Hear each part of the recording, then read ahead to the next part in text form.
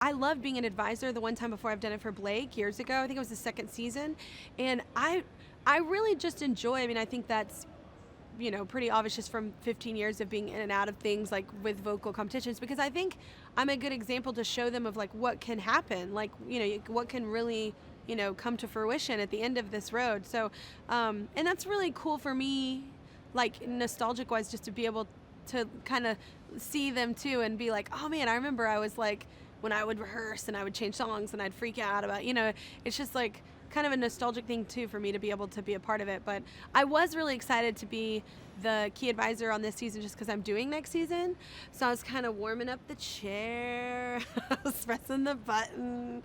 I'm very excited about it. So it's fun to kind of come and have a little rehearsal like for it. So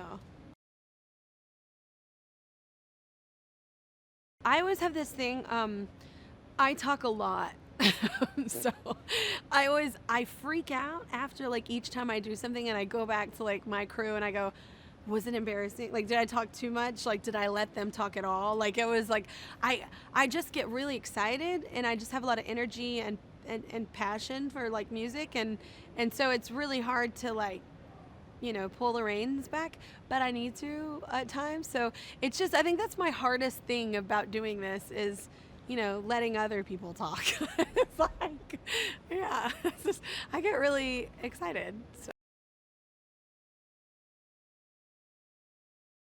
I grew up completely broke. We didn't, have money, and I had big dreams. And a lot of people laughed at it because, like, we lived in a small town. Nothing happened to anybody in our town, and everybody wants to sing. Everybody wants to act. Everybody wants to do, something in entertainment when especially when you're young, and it was a big dream, and the fact that I did work in LA before getting on Idol, and I was offered a couple contracts, but they were literally giving up every part of me that would have been a sacrifice that I wasn't willing to make.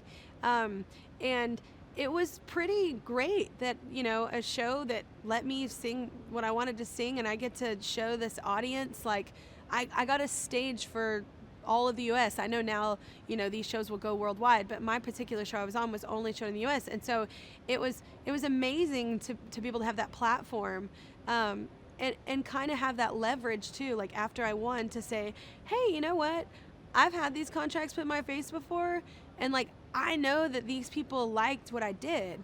Like they voted for me, so they obviously liked a little bit of my intuition, for what I should be doing. So it was really great leverage to have as an artist, and it changed my life. Like, and that's why, I always, at any chance I get, try and be a part of any way to help people that were in my same position, because it's an awesome position, but it's also hard, and you can get lost amongst a lot of winners or people on shows, and it's really important to find something special about yourself that you can make and carve out your own path.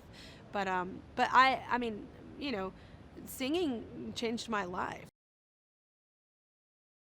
Well, I mean, especially when it comes to like Jennifer and myself, I don't think you can get a better coach or advisor when it comes to, because we've been there. So, you know how to navigate, because it is a little bit of, strategy in the sense of, you don't want to sing your best songs right off the bat because then you have nowhere to go. You want song selection is key.